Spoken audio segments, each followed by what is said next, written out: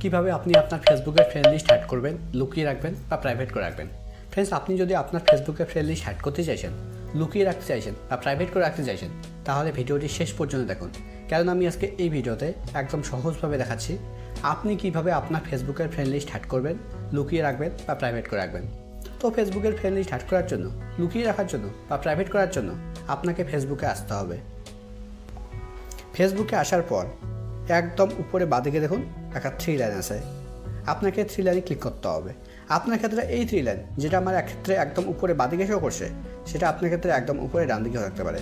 যদি আপনার ক্ষেত্রে একদম উপরে ডান দিকে 3 লাইন থাকে, তাহলে আপনি একদম উপরে ডান দিকে ক্লিক করবেন। এবার এখানে আপনাকে স্ক্রল ডাউন করে নিচে আসতে হবে। একদম নিচের দিকে দেখুন একটা অপশন আছে সেটিং।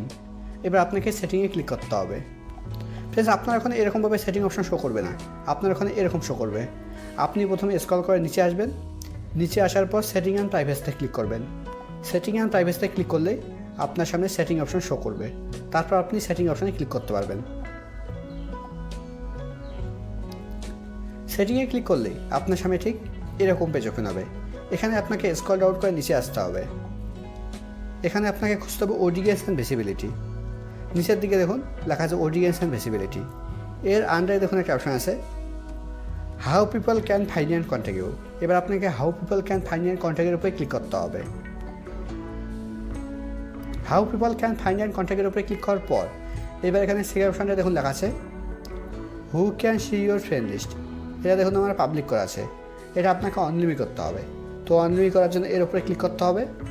এবার অনলিমিট সিলেক্ট করে একদম নিচের দিকে সেভ অপশানে ক্লিক করতে হবে। দেখুন এটা আমার অনলিমিট হয়ে গেছে, মানে আমার ফেসবুকের ফ্রেন্ড লিস্ট হ্যাড হয়ে গেছে।